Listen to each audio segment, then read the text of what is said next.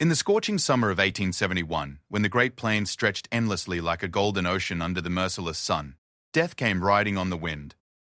It arrived not as a gentle whisper, but as a roaring beast of flame that devoured everything in its path.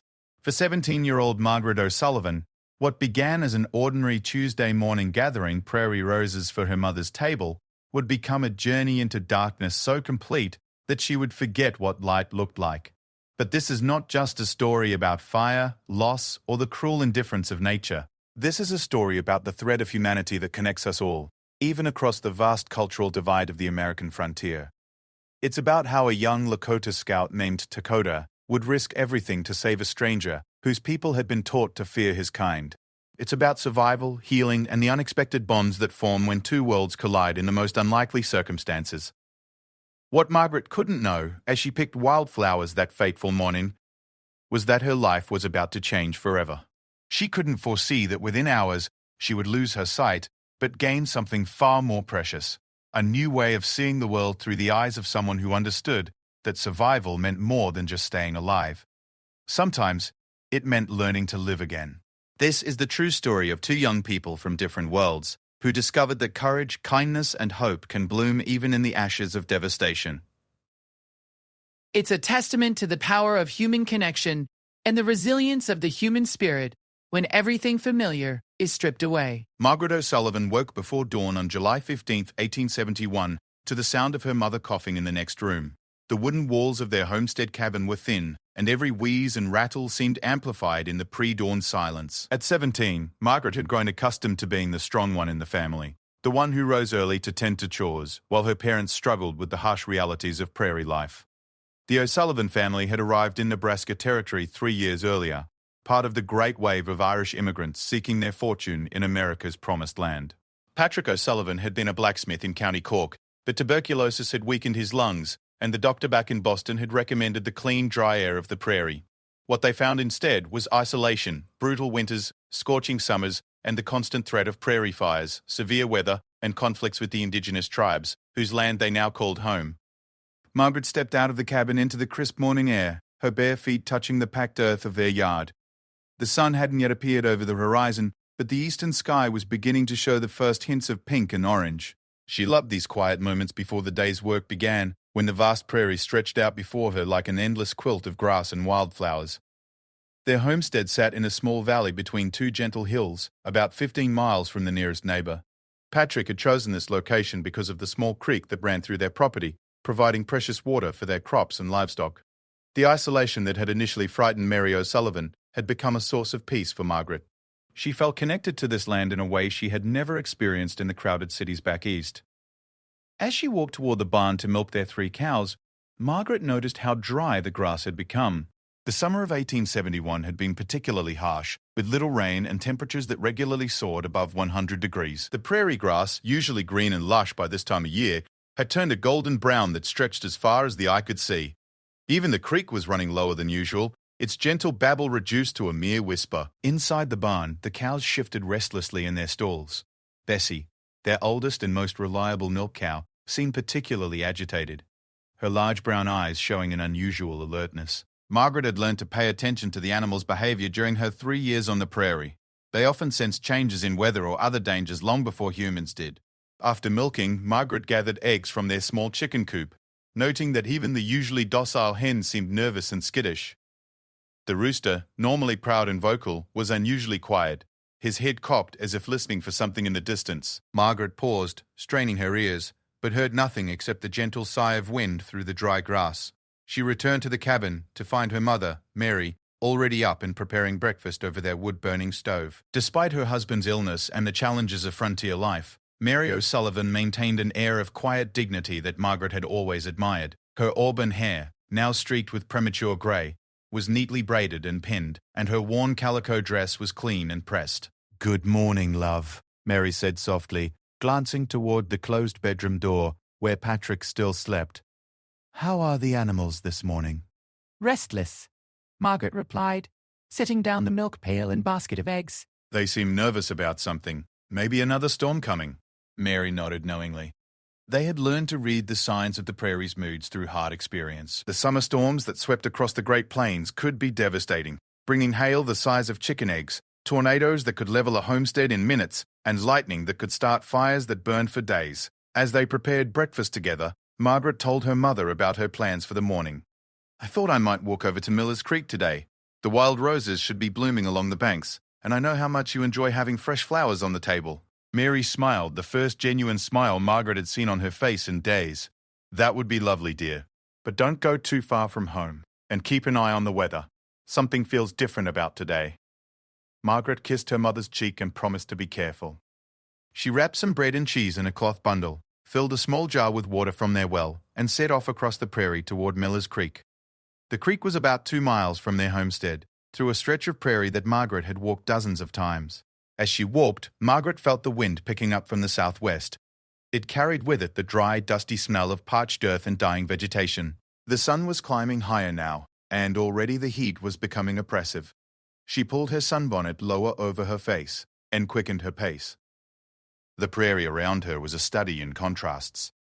Despite the drought, wildflowers still bloomed in scattered patches, purple coneflowers, black-eyed susums, and the delicate white blooms of wild bergamot. Meadowlarks called from hidden perches in the tall grass, their liquid notes providing a cheerful counterpoint to the otherwise silent landscape. Margaret had always been drawn to the beauty of this harsh land. While her parents struggled with homesickness and the daily challenges of survival, she had found something here that spoke to her soul. The vastness of the sky, the gentle roll of the hills, the way the grass moved like waves in the ocean, all of it filled her with a sense of peace and belonging that she had never felt in the crowded streets of Boston. As she crested a small hill about a mile from home, Margaret paused to look back at their homestead. The cabin looked tiny from this distance, a small brown rectangle against the immensity of the prairie. Smoke was rising from the chimney where her mother was cooking breakfast, a thin grey line that quickly dissipated in the growing wind. It was then that she noticed another column of smoke on the far horizon to the southwest. At first, she thought it might be another homesteader burning brush, or prairie grass to create a firebreak around their property. But as she watched, the smoke column seemed to be growing thicker and darker, and she could see that it covered a much wider area than any controlled burn should. A chill ran down Margaret's spine, despite the heat of the morning. She had heard stories from other settlers about prairie fires that had swept across hundreds of square miles, destroying everything in their path.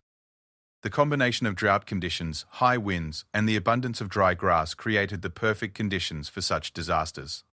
For a moment she considered turning back to warn her parents, but the smoke was still very far away, perhaps 20 miles or more, and she reasoned that even if it was a prairie fire, they would have hours to prepare. She decided to continue to Miller's Creek, gather the roses quickly, and return home with plenty of time to spare. The walk to the creek took her through a shallow valley, where the grass grew taller and slightly greener, thanks to the moisture that collected there during rare rainstorms. As she descended into this protected area, Margaret felt her spirits lift. The oppressive heat seemed less intense here, and the gentle sound of moving water grew louder as she approached the creek. Miller's Creek was one of Margaret's favorite places on earth. The water ran clear and cool over a bed of smooth stones, creating small pools where minnows darted in the shadows.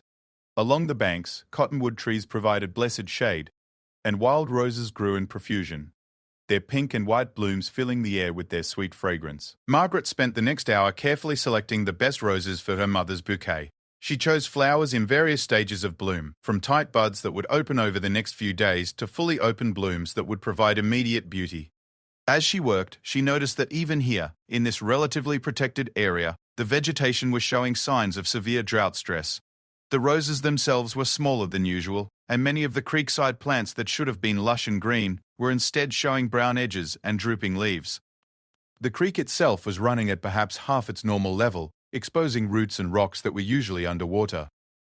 As Margaret finished gathering her bouquet, she became aware that the wind had increased significantly. What had been a gentle breeze when she left home was now a steady, strong wind that bent the grass and made the cottonwood leaves rustle loudly overhead. When she looked up from her work, she was alarmed to see that the smoke on the horizon had grown much larger and was now noticeably closer. Fear began to flutter in her stomach as she realized that what she was seeing was indeed a major prairie fire, and it was moving much faster than she had anticipated. Prairie fires could move with terrifying speed, especially when driven by strong winds across drought-dried grass. She had heard accounts of fires that moved faster than a galloping horse, consuming everything in their path. Margaret quickly gathered her things and began the walk home, but she had gone only a few hundred yards when she realized that her route back to the homestead would take her directly into the path of the approaching fire. The smoke was now close enough that she could smell it, the acrid, choking scent of burning grass, and the ominous undertone of a fire that was burning very hot and moving very fast. Panic began to set in as Margaret tried to calculate whether she could reach home before the fire arrived. The wind was now gusting strongly from the southwest, driving the fire directly toward their homestead. Even worse, she could now see flames on the horizon, a line of orange and red that seemed to stretch for miles across the prairie. Making a split-second decision that would save her life, Margaret abandoned her plan to return home and instead ran toward a rocky outcropping about half a mile to the north. She had explored this area before and knew that there was a small cave or deep crevice in the rocks where she might be able to shelter until the fire passed. As she ran, Margaret could hear the fire now, a roaring sound like an enormous locomotive or waterfall that grew louder by the minute.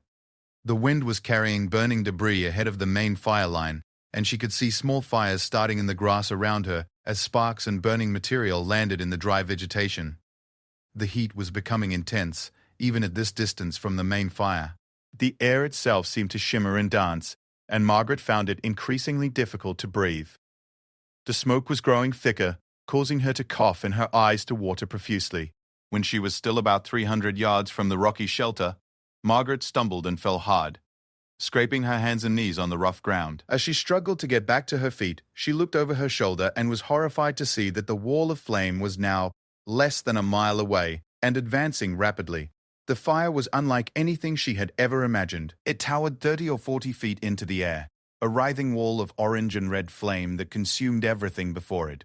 The roar was deafening now, and the heat was like standing too close to a giant forge. Burning debris was falling all around her like rain, starting spot fires that quickly merged into larger blazes. Margaret forced herself to her feet and continued running toward the rocks, but her legs felt weak and shaky from fear and the intense heat. Her throat was raw from the smoke, and her eyes were streaming tears that immediately evaporated in the superheated air. She had almost reached the safety of the rocky outcropping when disaster struck. A large piece of burning debris, perhaps a branch or piece of sod roof from a distant homestead, landed directly in her path, exploding into sparks and flame. Startled, Margaret veered to avoid it and ran directly into a cloud of dense, choking smoke. Disoriented and unable to see, Margaret stumbled blindly forward, her hands outstretched, trying to find the rocks that represented safety. But the smoke was so thick that she couldn't tell which direction she was facing. The roar of the approaching fire was all around her now, seeming to come from every direction at once. In her panic and confusion, Margaret became completely lost. Instead of reaching the rocky shelter, she found herself running back toward the advancing wall of flame. By the time she realized her mistake, it was too late. The fire was upon her, a monster of heat and light that seemed to fill the entire world. The moment before the fire reached her, Margaret O'Sullivan experienced a strange sense of clarity that would stay with her for the rest of her life. Time seemed to slow down, and she could see individual flames dancing like living creatures in the wall of fire that was about to engulf her. She could hear her own heartbeat pounding in her ears, even over the deafening roar of the approaching inferno. Then the world exploded into heat and pain beyond anything she had ever imagined possible. The first sensation was the intense heat that seemed to suck all the moisture from her body in an instant. Her clothes began to smoke and smolder, and she could feel her skin tightening and burning. The air itself became unbreathable, superheated to temperatures that seared her lungs with each desperate gasp. Margaret instinctively threw herself to the ground and buried her face in the earth, trying to find breathable air close to the surface. This action, born of pure survival instinct, undoubtedly saved her life. The flames passed over her like a river of fire, consuming the grass around her but leaving her beneath their main path of destruction. But the damage was already done. The intense heat and burning debris had severely injured her eyes. Margaret felt a searing pain that shot through her head like lightning, followed by a strange sensation of coldness around her eyes. She tried to blink, tried to clear her vision, but saw only darkness. The fire passed over her position in perhaps 30 seconds, but those 30 seconds felt like an eternity. When the immediate danger had passed and the main fire front had moved on, Margaret found herself lying in a blackened wasteland that bore no resemblance to the prairie she had known and loved. She tried to sit up and immediately fell back down, overcome by dizziness and nausea. Her throat felt raw and torn from breathing the superheated air, and every breath brought a fresh wave of pain. But it was the complete absence of vision that truly terrified her. Margaret had always been a visual person, someone who found joy in the beauty of sunsets, wildflowers, and the vast expanse of prairie sky. Now, all of that was gone, replaced by an impenetrable darkness. "Help!" She tried to call out, but her voice came out as barely more than a whisper. The intense heat had damaged her vocal cords, and her throat was so dry that swallowing was agony. "Please, someone help me." But Margaret knew with growing despair that there was likely no one within miles who could hear her cries for help. The nearest neighbor was the Patterson family, 15 miles to the east, and the fire had been moving in their direction as well. For all she knew, the entire prairie was now a blackened wasteland, and she was completely alone. As the immediate shock began to wear off, Margaret tried to assess her injuries. Her hands and arms were badly burned, covered with angry red welts and blisters. Her face felt tight and painful, and when she gingerly touched her cheeks, she could feel that her eyebrows and eyelashes had been completely singed away. Most troubling of all, when she tried to open her eyes, she felt only the same impenetrable darkness. The realization that she might be permanently blind hit Margaret like a physical blow. She had grown up in a world where blindness was often a death sentence, especially for someone alone on the frontier. How could she survive without being able to see predators, find food and water, or navigate the harsh prairie landscape? But Margaret O'Sullivan had not survived 3 years on the frontier by giving up in the face of adversity. Despite her injuries and fear, she forced herself to think clearly about her situation. The fire had passed, which meant the immediate danger was over. She was alive, which was more than many people caught in prairie fires could say. And while her injuries were serious, they were not necessarily fatal if she could find help. The first priority was water. Margaret's mouth and throat felt like she had been eating sand, and she knew that dehydration would kill her quickly in the intense heat of the post-fire landscape. She tried to remember the layout of the area around Miller's Creek. The creek itself couldn't be more than a few hundred yards away, assuming the fire hadn't somehow altered the landscape beyond recognition. Moving slowly and carefully, Margaret began to crawl in what she hoped was the direction of the creek. The ground beneath her hands was still warm from the fire, and in some places she could feel small patches that were still smoldering. The air was thick with smoke and ash, making breathing difficult and adding to her disorientation. Every few feet, Margaret would stop and listen carefully, trying to hear the sound of running water that would guide her to the creek. But the post-fire landscape seemed eerily quiet. There were no bird songs, no insects buzzing, no rustle of grass in the wind. The fire had created a zone of silence that was almost as disorienting as her blindness.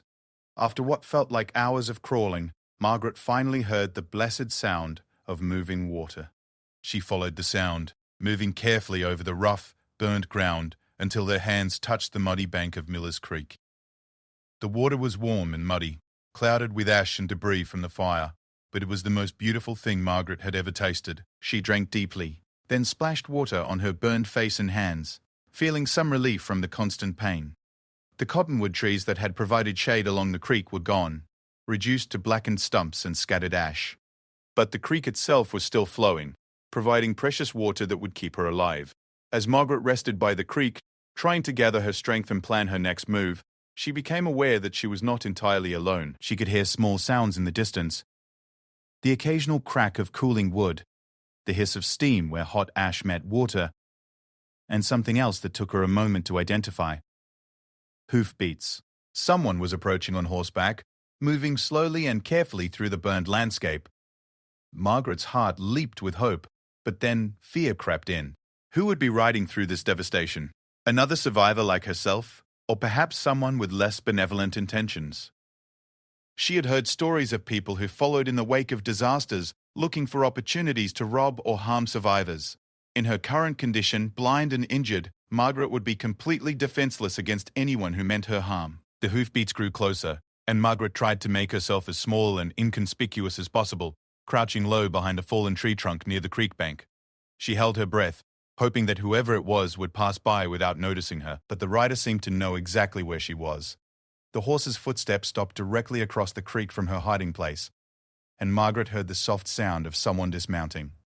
Then, to her surprise, she heard a voice speaking in what she recognized as one of the Lakota dialects spoken by the Sioux tribes in the area.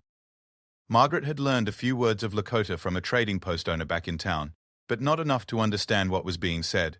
What she could tell from the tone of voice was that the speaker was young, probably male, and didn't sound threatening. If anything, the voice carried a note of concern or compassion. "Hello?" Margaret called out softly in English, her damaged voice barely audible. "Is someone there?" The voice across the creek fell silent for a moment, then spoke again, this time in heavily accented but understandable English. "You are hurt. I can help." Margaret's mind raced through everything she had been taught about the local Sioux tribes. The relationship between white settlers and the indigenous peoples of the area was complex and often tense. There had been conflicts and misunderstandings, but there had also been instances of cooperation and mutual aid. More importantly, Margaret realized that she had no choice but to trust this stranger. She was blind, injured, and alone in the middle of a burned wasteland with no hope of finding her way to safety on her own. Whether this person was friend or foe, they represented her only chance of survival. "Yes," she replied, trying to make her voice stronger. "I'm hurt badly." "I can't see." She heard the sound of the horse entering the creek, followed by footsteps approaching her position. A shadow fell across her face, the first indication she'd had that her eyes might still be detecting some light, even if they couldn't form images. "My name is Dakota," the voice said, much closer now. "I am Lakota. What is your name?" "Margaret," she whispered. "Margaret O'Sullivan." She felt gentle hands examining her injuries, touching her face and arms with a surprising tenderness. Dakota spoke softly in his own language, and though Margaret couldn't understand the words, she could hear the concern in his voice. "Your eyes?" he said in English. "The fire has hurt them badly, but you are alive." "That is good." Dakota helped Margaret to sit up properly, supporting her with strong, steady hands. She guessed that he was probably around her own age, perhaps a little older, based on the sound of his voice and the confident way he moved. "My family's homestead," Margaret said, urgently. "My parents. They might be trapped by the fire." Dakota was quiet for a moment before responding. "I have ridden through much burned land today. I have seen no people, no houses still standing. The fire was very big, very fast." The words hit Margaret like a physical blow. If what Dakota was saying was true, then her parents might be dead, their homestead destroyed. She might be the only survivor of her family, left alone and blind in a hostile world. But Dakota seemed to sense her despair and spoke quickly to reassure her. "Many people ran from the fire. Some went to the town, some to the river. Your family might be safe. But first, we must take care of your injuries. Then we can look for them." Margaret felt Dakota gently cleaning her face with water from the creek, his movements careful and practiced. She realized that he must have some experience with treating injuries, perhaps from hunting accidents or conflicts with other tribes. "Why are you helping me?" Margaret asked, voicing the question that had been nagging at her. "Your people and my people, we don't always get along." Dakota paused in his ministrations, and Margaret could sense that he was considering how to answer. When he spoke, his voice carried a wisdom that seemed beyond his years. "When the fire comes, it does not care if you are Lakota or white. It burns everything the same. When someone is hurt and needs help, they are just a person who needs help. That is what my grandmother taught me." His words brought tears to Margaret's damaged eyes, tears that stung terribly but somehow felt cleansing. In her world of complete darkness and pain, Dakota's kindness was like a beacon of hope. "I need to get you away from this place," Dakota continued.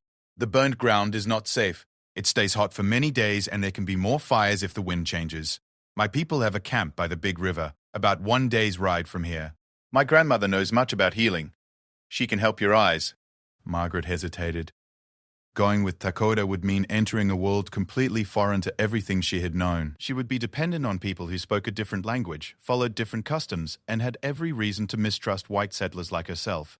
But she also realized that she had no real choice. Her own people's world might no longer exist, destroyed by the same fire that had taken her sight.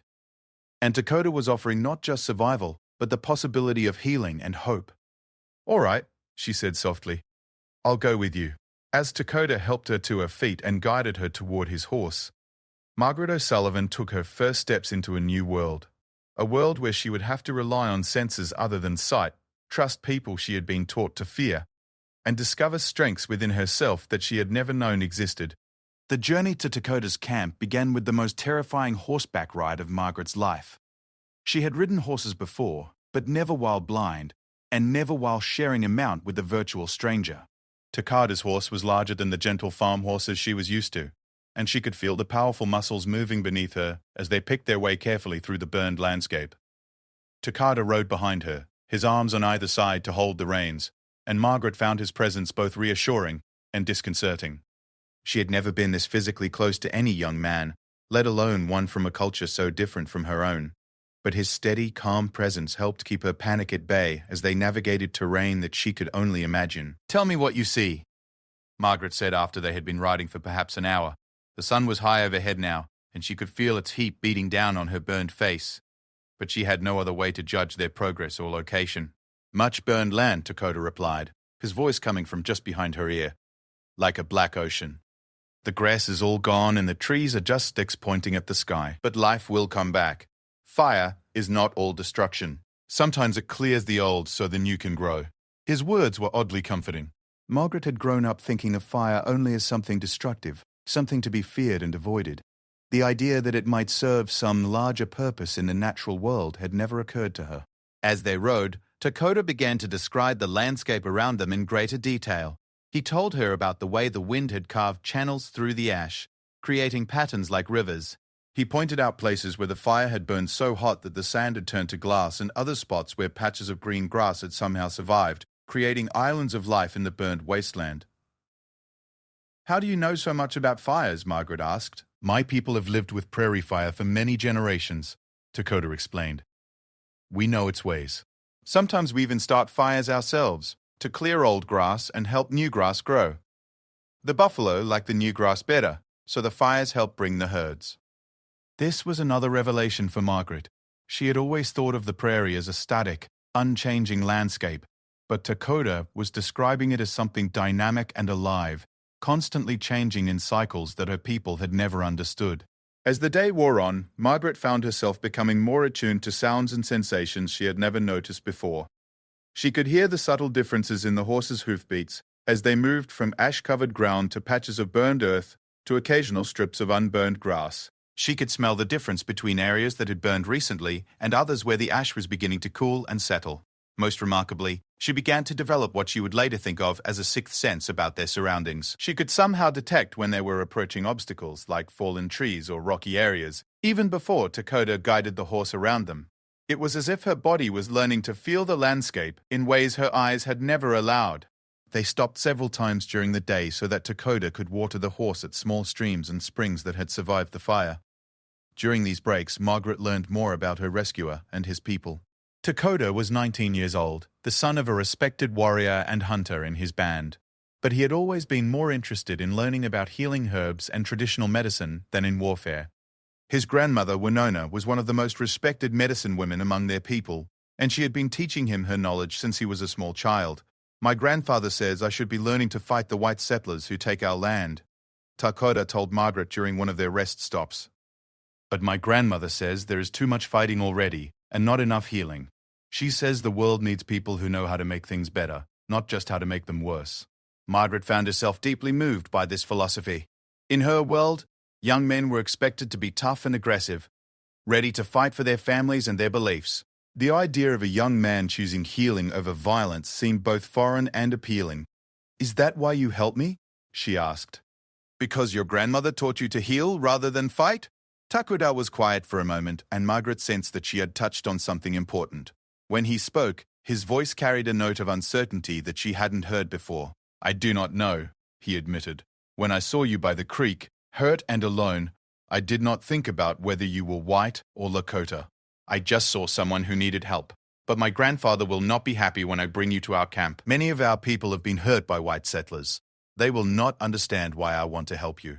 This admission made Margaret realize the full extent of what Takada was risking by helping her. He wasn't just saving her life. He was potentially putting himself in conflict with his own people. The weight of this responsibility settled on her shoulders like a heavy blanket. "Maybe you should just take me to the nearest town," Margaret suggested, though the thought of being left alone terrified her. "I don't want to cause problems for you and your family." "The nearest town is 3 days' ride," Takada replied. "And I do not know if it still stands after the fire. My grandmother's camp is closer, and she has medicine that might help your eyes. We will go there first." As the afternoon wore on, Margaret began to notice that the landscape around them was changing. Dakota described areas where the fire damage was less severe, where occasional trees had survived and patches of grass were still green. The air smelled cleaner too, less heavy with smoke and ash. "We are getting close to the river," Dakota announced as they crested a hill. "My grandmother's camp is just beyond that line of cottonwood trees." Margaret felt a mixture of anticipation and anxiety as they approached the Lakota camp. She had heard stories about Indian camps, some positive but many negative and frightening. She had no idea what to expect or how she would be received. The first sign that they were approaching the camp was the sound of dogs barking. Then Margaret could hear voices speaking in Lakota, and she sensed movement around them as people emerged from their activities to see who was approaching. Dakota called out in his own language, apparently announcing their arrival and explaining the situation. Margaret could hear surprise and concern in the voices that responded, and more than a little suspicion when people realized that the stranger he was bringing was a white woman. When they finally stopped and Dakota helped Margaret down from the horse, she found herself surrounded by what seemed like dozens of people all talking at once in a language she couldn't understand. She felt small and vulnerable, very aware of her burned appearance and her obvious helplessness. Then a new voice cut through the chatter, an elderly woman speaking in clear, firm tones. The other voices fell silent immediately, and Margaret sensed that someone with considerable authority had arrived. "Grandmother," Dakota said respectfully in English, apparently for Margaret's benefit. "This is Margaret. The fire hurt her eyes badly, but I think you might be able to help her." The elderly woman, Winona, approached Margaret and gently took her hands. Her touch was warm and dry, the skin weathered by years of prairie sun and wind, but her grip was strong and reassuring. "You have traveled far today, child," Winona said, in accented but clear English.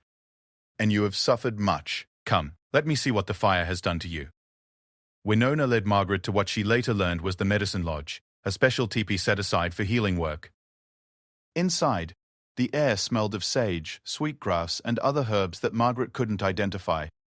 Winona guided her to a comfortable pile of soft buffalo robes and began examining her injuries. The old woman's touch was gentle but thorough as she cleaned Margaret's burned face and hands with water that had been infused with healing herbs. She spoke softly in Lakota as she worked, and though Margaret couldn't understand the words, the tone was soothing and maternal. "The burns on your skin will heal," Winona finally announced. "They are painful now, but they are not deep enough to leave bad scars. Your eyes are more serious. The fire has damaged them, but there is still some light getting through. With the right medicine and care, some of your sight might return." Margaret felt a surge of hope at these words. She had been preparing herself for a life of permanent blindness, but Winona was suggesting that recovery might be possible. Over the next several hours, Winona prepared a series of herbal remedies for Margaret's injuries. She made a cooling salve for the burns from plant materials that she gathered from along the riverbank. For Margaret's eyes, she prepared a gentle wash from plants that she explained had special properties for healing damaged sight. "These medicines will help," Winona explained as she applied the eye wash, "but healing takes time. You must stay here with us for many days, maybe many weeks. The journey back to your people can wait until you are stronger." As evening approached, Margaret found herself becoming part of the daily rhythm of the Lakota camp. She could hear children playing near the river, women talking as they prepared the evening meal, and men returning from hunting expeditions. The sounds were different from those of her homestead life, but they carried the same sense of family and community that she had known with her own people. Dakota remained nearby throughout the day, translating when necessary and helping Margaret understand the customs and expectations of camp life. He explained that she would be staying in his family's teepee under the protection of his grandmother, but that some members of the band were not happy about having a white woman in their camp. "My grandfather, Standing Bear, is the war chief," Dakota explained quietly as they sat outside the medicine lodge while Winona prepared more remedies. "He fought against the white soldiers many times. He does not trust any white people, and he thinks I was foolish to bring you here." "What will happen if he decides I can't stay?" Margaret asked. "He will not go against my grandmother's wishes while you are under her protection as a patient," Dakota assured her. "But when you are healed, there may be difficulties." Margaret nodded, understanding that her presence in the camp was creating tensions that could become dangerous for everyone involved. But for now, she was safe. She was being cared for, and there was hope that her sight might return. It was more than she could have hoped for when she was lying burned and blind in the ashes of the prairie.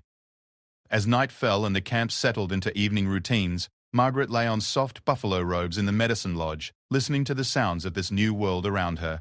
Somewhere in the distance, she could hear someone singing a traditional Lakota song, the melody rising and falling like the prairie wind. For the first time since the fire, Margaret felt a sense of peace. She was beginning to understand that losing her sight might not be the end of her world, but rather the beginning of a new way of seeing and understanding life. In the darkness that surrounded her, she was discovering lights she had never known existed. The light of unexpected kindness, the illumination of cultural understanding, and the brightness of hope in the most unlikely circumstances. Margaret's first full day in the Lakota camp began before dawn, with the sound of Winona moving quietly around the medicine lodge, preparing the morning treatments. The old woman's daily routine was as precise as clockwork, and Margaret was learning to find comfort in its predictability. "Good morning, little sparrow," Winona said softly, using the pet name she had given Margaret. "How do your eyes feel today?" Margaret considered the question carefully. It had been 3 days since Dakota had found her by the burned creek, and she was beginning to notice subtle changes in her condition.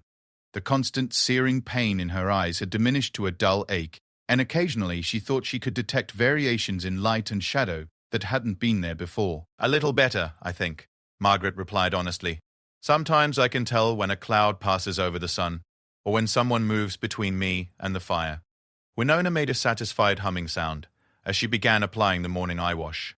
The herbal mixture stung slightly, but Margaret had learnt that this brief discomfort was followed by a soothing coolness that eased the aching in her damaged eyes. "This is very good," Winona said. "The medicine is working, but slowly. Healing the eyes is not like healing a cut on the hand. It takes patience and faith." As Winona worked, she continued the lessons in Lakota language and culture that had become part of Margaret's daily routine. Margaret was surprised at how quickly she was picking up basic words and phrases. Without the distraction of sight, her ears had become much more attuned to the subtle differences in pronunciation and meaning. "Today, you will begin learning to weave," Winona announced after finishing the eye treatment. "Your hands need work to do while your eyes heal. Idle hands make the heart restless." Margaret felt a flutter of nervousness at this suggestion. She had done simple sewing and mending at home, but she had never attempted the intricate beadwork and weaving that she knew were important parts of Lakota women's work. "What if I can't do it properly without being able to see?" Margaret asked. Winona chuckled, the sound warm and reassuring. "Child, I have been weaving since I was younger than you are now. My fingers know the work so well that I often close my eyes while I work anyway. The hands can learn what the eyes cannot see." Dakota appeared at the entrance to the medicine lodge as Winona was gathering materials for the weaving lesson. Margaret had learned to recognize his approach by the particular rhythm of his footsteps and the way the dogs in the camp greeted him with soft whines rather than barks. "Good morning, grandmother." "Good morning, Margaret," he said respectfully. "Standing Bear would like to speak with you today, Margaret. He has questions about the fire and about your people." Margaret felt her stomach tighten with anxiety. She had been dreading this conversation with Dakota's grandfather, the war chief who clearly disapproved of her presence in the camp. Through Dakota and Winona, she had learned that Standing Bear had fought in several conflicts with white settlers and soldiers, and that he viewed all white people with deep suspicion and hostility. "Will you translate for me?" Margaret asked Dakota. "I want to make sure he understands what I'm trying to say." "Yes, of course," Dakota assured her. "But do not worry too much. Grandfather is stern, but he is also fair. He just wants to understand your story and decide what should be done when you are well enough to leave." The meeting with Standing Bear took place in the center of the camp, where a circle of the band's elders and respected warriors had gathered. Margaret could feel their eyes on her as Dakota guided her to a place in the circle, and she was acutely aware of how strange she must look to them with her burned face and obviously damaged eyes. Standing Bear's voice, when he spoke, was deep and commanding. Even speaking in Lakota, his authority was unmistakable. Dakota translated his words into English. "My grandfather says that he has heard Winona's account of your injuries and my account of how I found you. Now he wants to hear your own story, in your own words. He wants to know about your family, your homestead, and what you were doing when the fire came." Margaret took a deep breath and began to tell her story from the beginning. She described her family's arrival in Nebraska Territory, their struggles to build a life on the prairie, and the events of that terrible morning when the fire had swept across their land. As she spoke, she tried to be completely honest, not attempting to minimize her family's part in the settlement of lands that had belonged to the Lakota people for generations. Standing Bear listened without interruption, his silence intimidating even though Margaret couldn't see his expression. When she finished, he spoke again at length in Lakota. He says that your story is sad but not unusual. Dakota translated.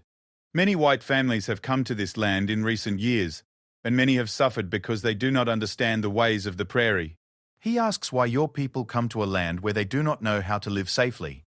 Margaret thought carefully before answering. It was a fair question, and she wanted to give an honest response that might help Standing Bear understand her family's perspective. We came because we were told this was a land of opportunity, she said. In the cities back east, my father couldn't find steady work because of his illness, and we heard that families could claim their own land here and build a better life. We didn't understand that the land already belonged to other people, or that we didn't know enough about living here to be safe. Standing Bear's next question, relayed through Dakota, was more personal. He wants to know what you think should happen to you now. Do you expect his people to take care of you forever? Do you think your people will come looking for you? Margaret had been thinking about these very questions during her days of recovery. The brutal truth was that she didn't know if her parents were alive or dead, or if their homestead had survived the fire. Even if they had survived, she had no way to contact them or let them know where she was. And in her current condition, she was completely dependent on the kindness of people who had every reason to mistrust her. I don't know what happened to my family, she admitted. I hope they escaped the fire, but I haven't seen or heard from them. I don't know if they're even looking for me, or if they think I'm dead. I don't expect your people to take care of me forever, but I also don't know how I can take care of myself right now. Standing Bear spoke again, and this time his tone seemed slightly less stern. He says that you speak honestly, and he respects that, Dakota translated. He also says that Winona has told him your eyes may heal enough for you to see again, at least partly. He wants to know what you would do if your sight returns. Would you go back to your people and tell them about this camp? This was the question Margaret had been dreading, because she didn't have a simple answer. The location of the Lakota camp was clearly a closely guarded secret, and revealing it to white authorities could put all of these people in danger.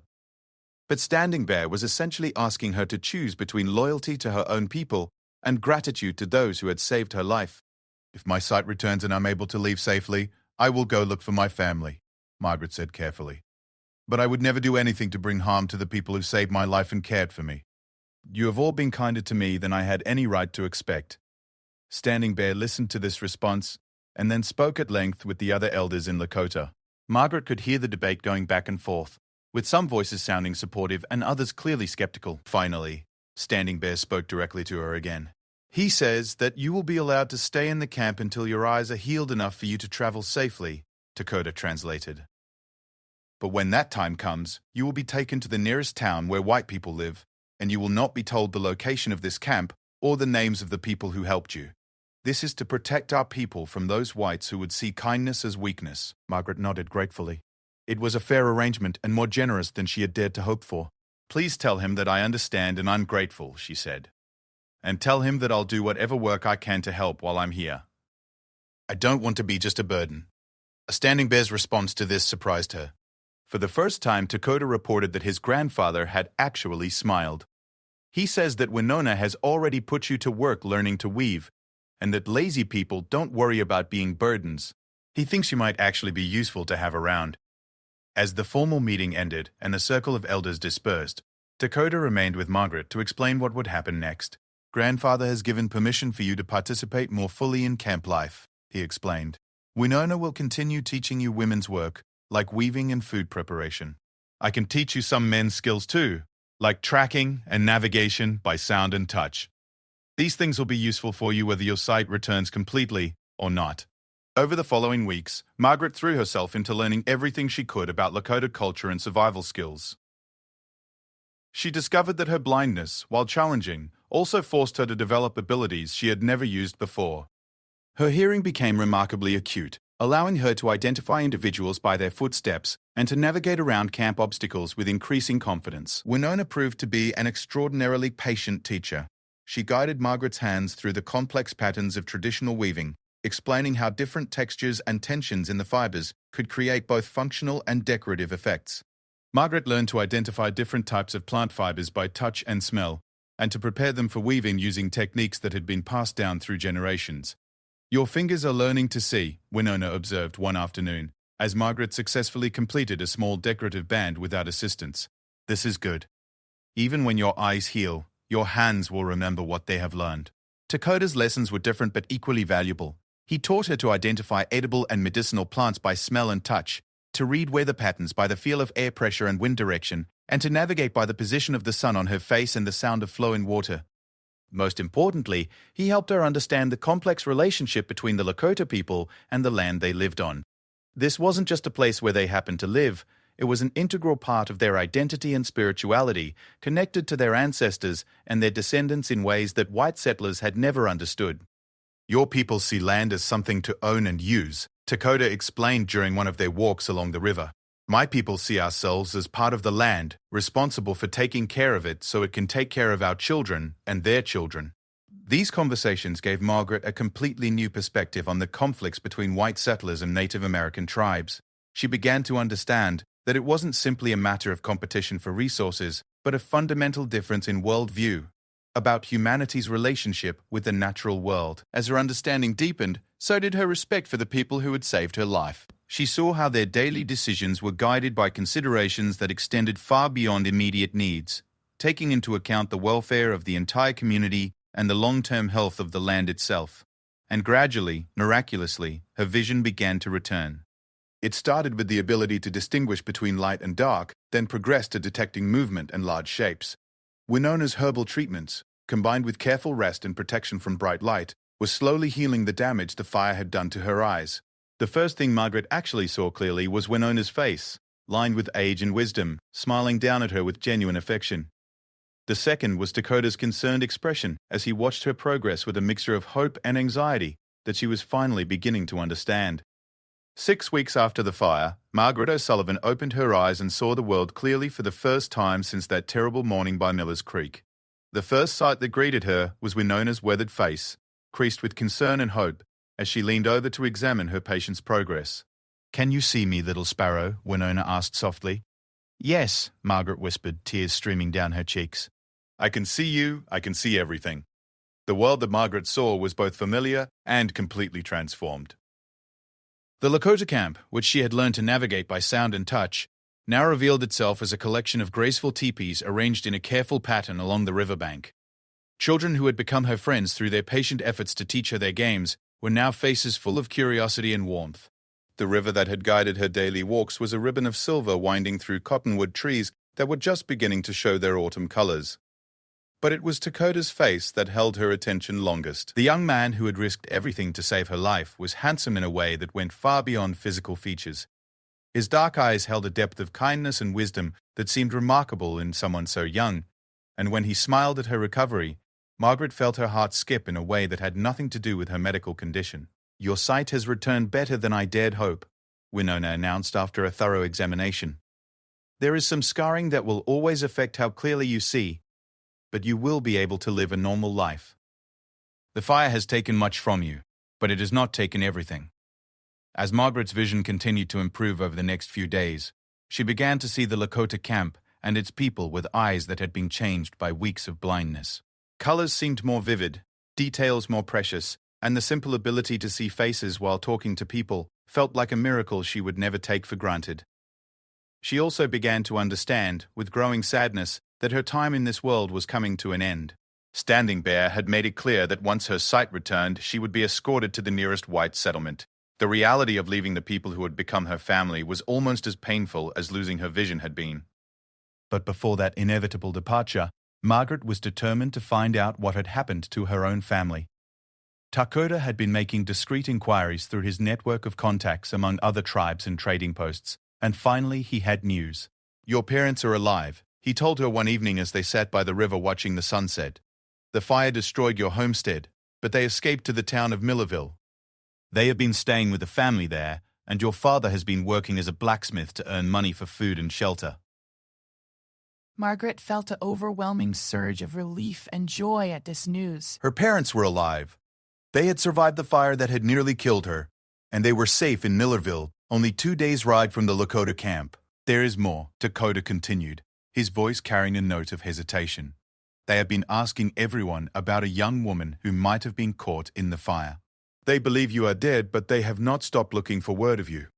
The thought of her parents mourning her death while she had been safe and cared for in the Lakota camp filled Margaret with guilt and urgency. She needed to get word to them immediately, to let them know she was alive and well. But Dakota's next words complicated her relief.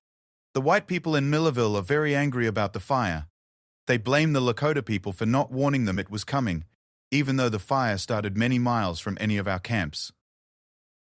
There have been threats of retaliation, and some white men have been riding through the area looking for Indian camps to attack. Margaret felt a chill of fear that had nothing to do with the approaching autumn weather. Her reunion with her parents might put the very people who had saved her life in terrible danger. "What should I do?" she asked Dakota. "I need to see my parents, but I can't be responsible for bringing trouble to your people." Dakota was quiet for a long moment, staring out at the river, as if seeking wisdom in its flowing waters. When he spoke, his words carried the weight of a decision that Margaret sensed had been weighing on his mind for weeks. "There is a trading post about halfway between here and Millerville," he said finally. "It is run by a man named Henderson, who trades fairly with both white people and Indian tribes. If we can get word to your parents to meet you there, you can be reunited without anyone learning about this camp." Margaret nodded eagerly. It seemed like the perfect solution, a way to see her parents again without putting the Lakota people at risk. But Dakota wasn't finished. "I will take you to this meeting place myself," he announced. "And then, I think I will go with you to Millerville." Margaret stared at him in shock. "Dakota, you can't do that. It's too dangerous." "You heard what you just said about the white people being angry and looking for trouble. I have been thinking about this for many days," Dakota replied calmly. "My grandmother has taught me everything she can about traditional medicine, but there are white doctors in the towns who know different kinds of healing. If I could learn from them, I could bring that knowledge back to help my people." And he paused, looking directly into Margaret's eyes. "I do not want to say goodbye to you forever." Margaret felt her heart racing at his words, but her mind was filled with the dangers such a plan would entail. "The white people won't trust you. Some of them might try to hurt you. And your own people, what will they think if you go to live among the whites?" "My grandfather will not understand at first," Dakota admitted. "But Winona supports the idea. She says that in the old days, young warriors would sometimes go on vision quests that took them far from home for months or years. She thinks this could be my vision quest, a journey to learn new ways of healing that could help our people survive in a changing world." Over the next few days, Margaret found herself torn between joy at the possibility of not losing Dakota and terror at the risks he would be taking. She had seen enough of white society to know that a young Lakota man would face suspicion, hostility, and danger at every turn. But she had also seen enough of Dakota to know that once he had made up his mind about something, he was unlikely to be dissuaded. His quiet determination was one of the qualities she had come to love about him, even though in this case it filled her with worry. The plan they developed was complex and carefully thought out. Henderson, the trading post owner, would be approached discreetly to ask if he would carry a message to Margaret's parents. The message would simply say that their daughter was alive and well and would meet them at his trading post on a specific date. Meanwhile, Dakota would gradually prepare his family and the camp for his departure. He would present it as a learning journey that would ultimately benefit the entire band, and he would promise to return within 2 years with new knowledge and skills. Margaret threw herself into helping with these preparations, but she also spent as much time as possible learning everything she could from Winona about traditional Lakota healing methods. If Dakota was going to risk everything to learn white medicine, she wanted to understand his people's traditional knowledge so she could help bridge the gap between the two healing traditions. "You have learned much during your time with us," Winona told her one evening as they sat together working on a particularly intricate piece of beadwork, "but more than just skills with your hands. You have learned to see with your heart as well as your eyes. This will serve you well in the world you are returning to." "I don't feel like I'm returning to my old world," Margaret replied honestly. "I feel like I'm entering a new world that somehow includes both my old life and everything I've learned here." Winona smiled and patted Margaret's hand gently. "That is wisdom, little sparrow. The fire took away one way of seeing, but it gave you another. You will never be the same person you were before, and that is not a bad thing."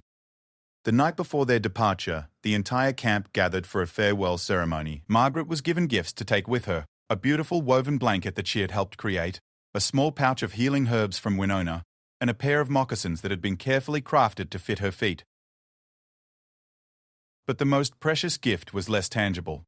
Standing Bear, the stern war chief who had initially been so suspicious of her presence, spoke to her directly in his limited English. "You came to us as a stranger who needed help," he said formally. "You leave as family. You will always have a place by our fires." Margaret was so moved by this acceptance that she could barely speak her thanks.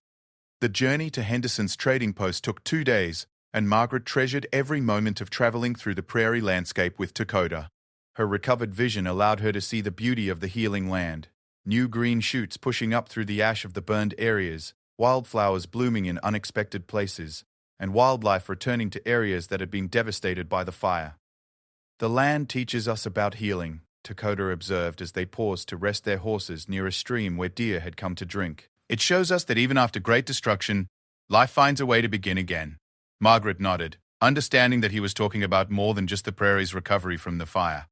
Her own life had been completely destroyed that terrible morning 6 weeks ago. But here she was, beginning again with new vision, new understanding, and new love. Henderson's trading post was a low, sturdy building constructed of logs and stone, designed to withstand both harsh weather and potential conflicts. Henderson himself was a grizzled man in his 50s who had spent most of his adult life on the frontier, building relationships with both white settlers and various Indian tribes. "Got your message a few days ago," he told Dakota, in a mixture of English and Lakota. "Sent word to the O'Sullivan family like you asked. They should be here sometime today." Margaret felt her stomach fluttering with nervous excitement. She was about to see her parents for the first time since that awful morning when she had left home to pick prairie roses. How would they react to the changes in her? How could she possibly explain everything that had happened to her? She didn't have long to worry. Just after noon, she heard the sound of a wagon approaching the trading post, and her heart leaped when she recognized her father's voice talking to the horses. When Patrick and Mary O'Sullivan climbed down from their wagon and saw their daughter standing in front of Henderson's trading post, the reunion was everything Margaret had hoped for and more. Her parents swept her into their arms, tears streaming down all their faces, and for several minutes no one could speak through the overwhelming emotion. "We thought you were dead," Mary whispered over and over again. "We searched everywhere after the fire, but we couldn't find any trace of you. We thought you had been caught in the flames." "I was caught in the flames," Margaret replied, pulling back to look at her parents' dear, worried faces. "But I was saved. I have so much to tell you." As Margaret began to tell her parents about her rescue and recovery, she watched their faces carefully for their reaction to learning that their daughter had been cared for by Lakota people. She was relieved to see that their gratitude outweighed any prejudice they might have harbored. "Where is this young man who saved our daughter's life?" Patrick asked, looking around the trading post. "We owe him a debt we can never repay." Margaret introduced Dakota to her parents, watching nervously as her father shook his hand and her mother studied his face with the careful attention of someone trying to understand a person from a completely different world. "Thank you," Mary said simply. "Thank you for bringing our daughter back to us." The conversation that followed was perhaps the most important of Margaret's life. She had to explain to her parents not only what had happened to her, but how it had changed her. She had to help them understand that while she was grateful to be reunited with them, she could not simply go back to being the person she had been before the fire. Most challenging of all, she had to tell them about her feelings for Dakota and his plan to come with them to learn white medicine. "Margaret," her father said carefully after she had finished explaining everything, "you've been through a terrible ordeal, and we're grateful to these people for caring for you. But you're talking about things that could be very dangerous for everyone involved." "I know, Papa," Margaret replied, "but I also know that this is the right thing to do. Dakota saved my life and helped me heal in ways that go far beyond just my physical injuries. I can't turn my back on him now." Her parents exchanged a long look, communicating in the way that couples who had been married for many years could do without words. Finally, her mother spoke. "If this young man is willing to risk his safety to learn how to help people, and if our daughter believes in him so strongly, then we should at least give him a chance. God knows, we've seen enough hatred and violence on this frontier. Maybe it's time to try something different." And so it was that 3 days later, 4 people arrived in Millerville together. Patrick and Mary O'Sullivan, their daughter Margaret, who had miraculously returned from the dead, and a young Lakota man named Dakota, who would challenge everything the townspeople thought they knew about healing, courage, and the possibility of building bridges between 2 very different worlds. Margaret's journey from that morning of picking prairie roses to this new beginning in Millerville had taken her through fire, blindness, and into a love that transcended cultural boundaries. She had lost one way of seeing the world, but gained another that was far richer and more complex. As their wagon rolled into town, Margaret reached over and took Dakota's hand, knowing that whatever challenges lay ahead, they would face them together. The fire had taken so much from her, but it had also given her something precious. The knowledge that healing was possible even after the worst devastation, and that love could bloom even in the ashes of the old world.